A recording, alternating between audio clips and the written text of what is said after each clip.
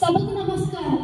ప్రజా సమస్యలపై నిర్ణయాలు తీసుకోవడంలోనూ చర్చకున్న ఆర్డర్ ప్రకారం ప్రార్థనా సేవతో ప్రారంభిద్దాం.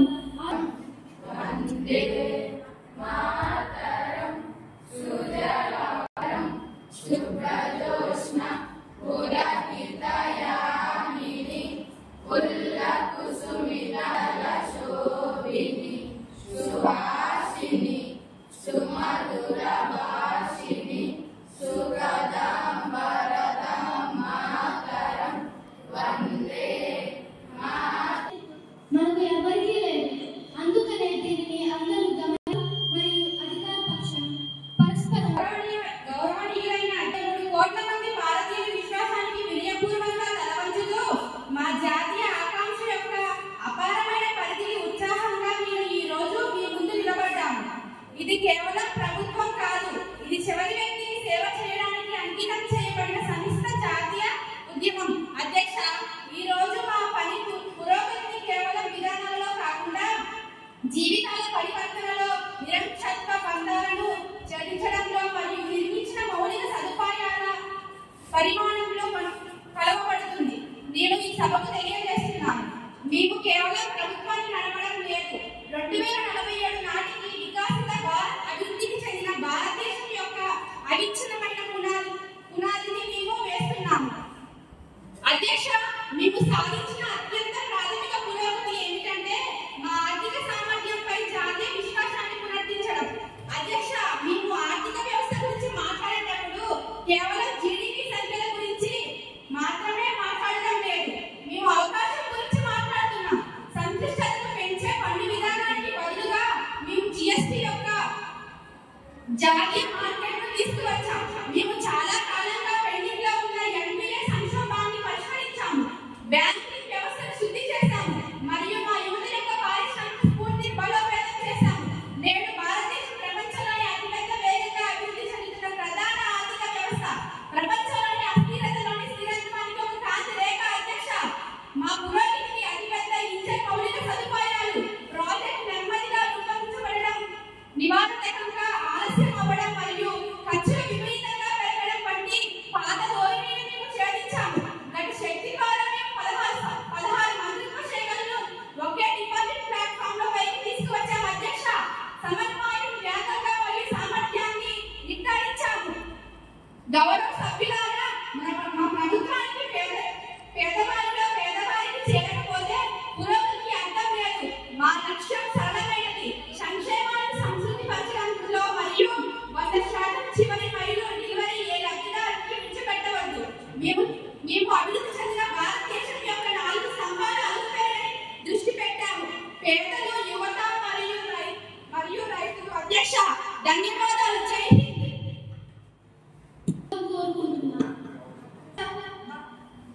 అధ్యక్ష, భారత రక్షణ వ్యవస్థ జమ్మూ కాశ్మీర్ పహల్గామ్ దాడితో ఎంత బలహీనమైందో కొట్టొచ్చినట్లు కనిపిస్తుంది. అధ్యక్ష, భారత రక్షణ వ్యవస్థను బలోపేతం చేయడానికి ప్రభుత్వం తీసుకొని చర్యలు ఏమిటి? అధ్యక్ష, వాటిని ఎలా అమలు చేస్తున్నారు? అధ్యక్ష,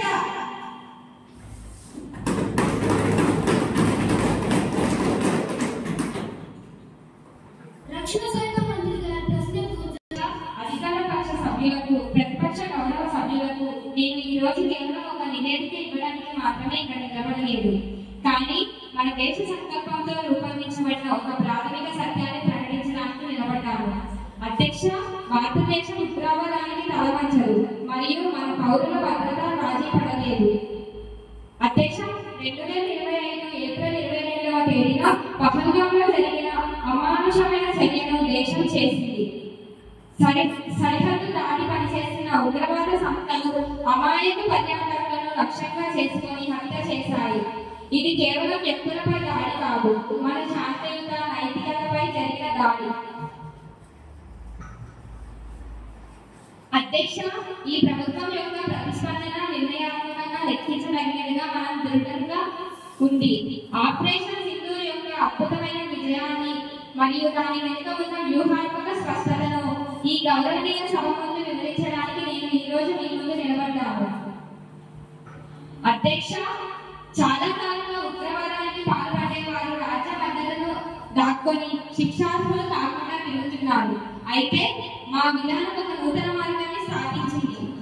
అధ్యక్ష, ఉగ్రవాదాన్ని ప్రోత్సహించే వారు మరియు దానిని అమలు చేసే వారు ఇద్దరు ఒకే తక్షణ శిక్షను ఎదుర్కొంటున్నారు. అధ్యక్ష, పహల్గామ్ ఆకృత్యంలో బాధ్యమైన వారిని జవాబుదారీగా ఉంచాలని మన దేశానికి ఇచ్చిన మా హామీని మేము నెరవేర్చాము. ఈ దెబ్బ ఉగ్రవాద వ్యవస్థను ధ్వంసం చేయడం, శిక్షణ, నిధులు మరియు ప్రణాళిక సెల్లులను లక్ష్యంగా చేసుకుంది.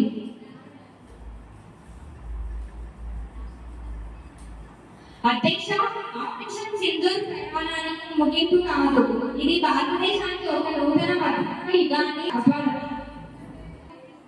వైమానిక దళ ఉద్యోగి యొక్క త్యాగం మరియు అవిశ్రాంత అంకిత భావం వల్ల సాధ్యమైన జాతీయ గర్వించవలసిన క్షణం. అధ్యక్ష, రక్షణ మంత్రిగా మన దేశ సిద్ధాంతం మొదటి ప్రాధాన్యత ఉంటుంది. ఇంజెక్షన్ చేసిన విశ్వాసం, క్రమశిక్షణ మరియు పునరుత్తేజం యొక్క కథను చెప్పడానికి ఇక్కడ నిలబడ్డాను. అధ్యక్ష, గతంలో మన ఆర్థిక విధానం తాత్కాలిక ఉపశమనం కోసం చూశాయి. నేడు మా విధానం శాస్త్ర సాధికారత వైపు మళ్ళింది. మేము చట్టాలపై అనే పాత మనస్తత్వాన్ని విడిచిపెట్టి కరికే రేఖలపై అనే నమ్మకంతో ప్రతి సంస్కరణ ముందుకు నడిపిస్తున్నాము. ఆర్థిక వ్యవస్థ తీవ్రమైన సవాళ్లు ఎదుర్కొంటున్న తరుణంలో భారతదేశం యొక్క ఆర్థిక కథ ఒక ప్రకాశవంతమైన మచ్చగా నిలుస్తుంది.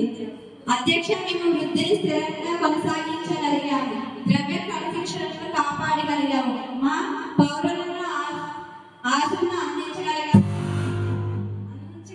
అధ్యక్ష, ప్రతిపక్షంలోని నా స్నేహితులు ఈ పురోగతిని గుర్తించగలగాలని నేను ఆశిస్తున్నాను. అధికార విధానం అనేది రాజకీయాలకు అత్యంతమైనది. ఇది దేశ భవిష్యత్తు కోసం. అధ్యక్ష, జై హింద్. అధ్యక్ష, భారతీయ అంతర్గత భద్రత ఇటీవల కాలంలో క్షీణిస్తున్నట్లు ఈ మధ్య జరిగిన సంఘటనలు స్పష్టం చేస్తున్నాయి.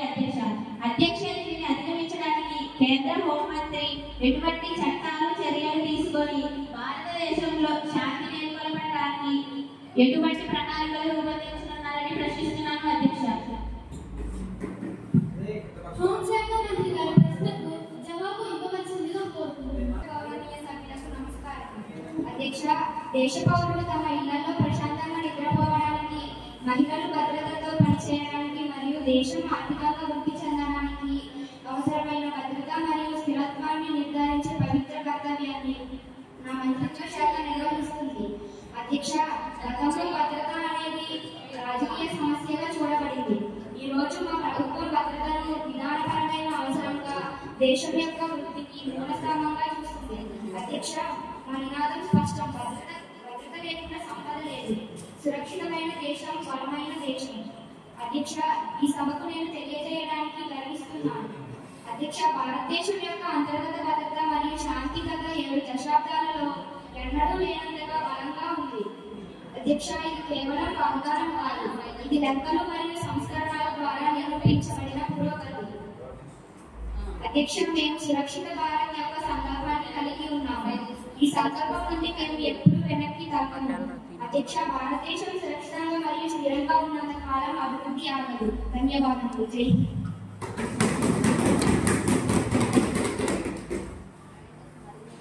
విద్యాశాఖ మంత్రి గారిని జవాబు ఇవ్వవలసిందిగా, ప్రశ్న ఇవ్వవలసిందిగా కోరుతున్నాను. అధ్యక్ష, జాతీయ విద్యా విధానం 2020 ప్రారంభించి 5 సంవత్సరాలు పూర్తి అవుతుంది. అయినప్పటికీ అన్ని అమలు దీని లక్ష్యాలు ఆశించిన స్థాయిలో చేరుకోకపోవడానికి ప్రభుత్వ వైఫల్యత కారణంగా కనిపిస్తున్నాయి. దీనికోసం భారత ప్రభుత్వ విద్యా మంత్రి తీసుకున్న చర్యలు ఏమిటి? అవి ఎలా అమలు చేస్తున్నారు అని ప్రశ్నిస్తున్నాను. అధ్యక్ష, ప్రతిపక్షం వారి ప్రశ్నకు జవాబు ఇవ్వవలసిందిగా కోరుతున్నాను. గౌరవనీయులైన అధ్యక్షుని గారిని, అధికార పక్ష సభ్యులకు మరియు ప్రతిపక్ష గౌరవ సభ్యులకు, ఈ సభ ముందు నేను నిలబడినప్పుడు నేను కేవలం ఒక ప్రభుత్వ మంత్రిగా మాత్రమే మాట్లాడడం లేదు. నేను మన దేశంలోని ప్రతి బిడ్డ యొక్క, ప్రతి యువకుడి యొక్క అపరిమితమైన సామర్థ్యం గురించి మాట్లాడుతున్నాను.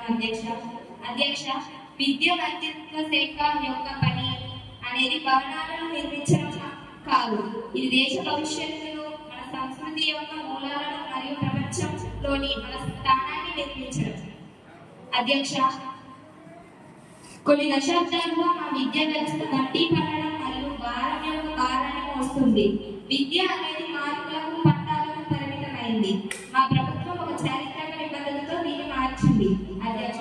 అధ్యక్ష, విద్య అనేది జ్ఞాన సముపార్జన, నైపుణ్య సాధన మరియు వ్యక్తిత్వ నిర్మాణానికి మార్గంగా ఉండాలి.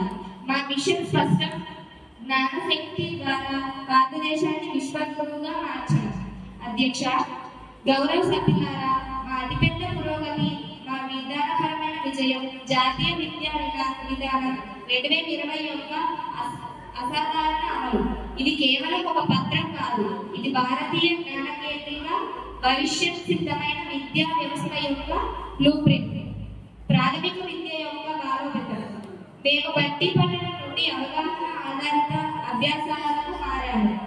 ప్రాథమిక విద్యలో భాష మరియు గణిత సామర్థ్యాలను మెరుగుపరచడానికి నిపుణ్ భారత్ మిషన్ను ప్రారంభించాము. మా పిల్లలు ప్రాథమిక పునాది బలంగా ఉంటేనే దేశ భవిష్యత్తు సురక్షితంగా ఉంటుంది. అధ్యక్ష, వృత్తి విద్య యొక్క అనుసంధానం. మేము విద్యా వ్యవస్థలో వృత్తి విద్య యొక్క అడ్డుగోడలను తొలగించాము. ఇకపై వృత్తి విద్య అనేది తక్కువ స్థాయి కాదు. 6వ తరగతి నుండే వృత్తి నైపుణ్యాలను పాఠ్యాంశాలలో విలీనం చేయడం ద్వారా మేము మన యువతలను ఉద్యోగ అన్వేషకులుగా కాకుండా ఉద్యోగ సృష్టికర్తలుగా తయారు చేస్తున్నాము.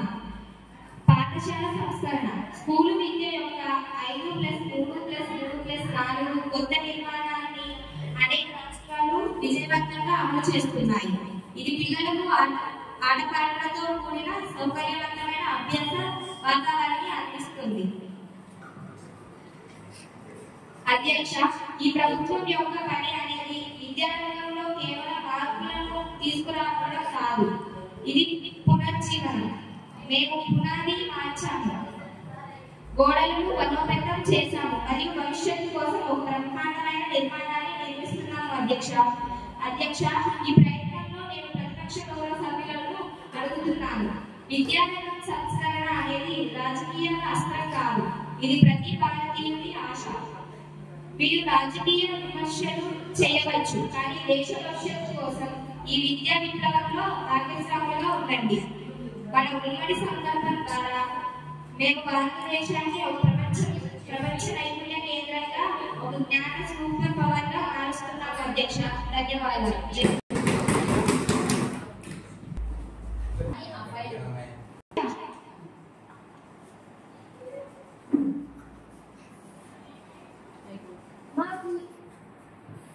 మాకు ఈ అవకాశం ఇచ్చిన ప్రజలోపాధ్యాయులకి, టీచర్స్ కి అందరికీ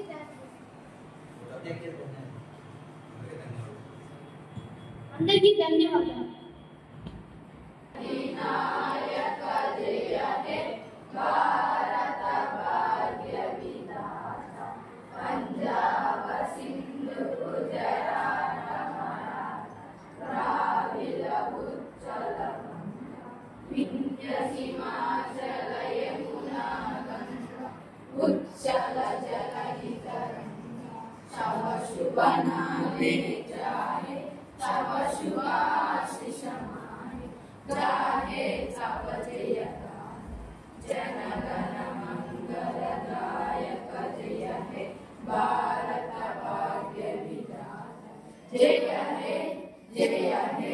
जय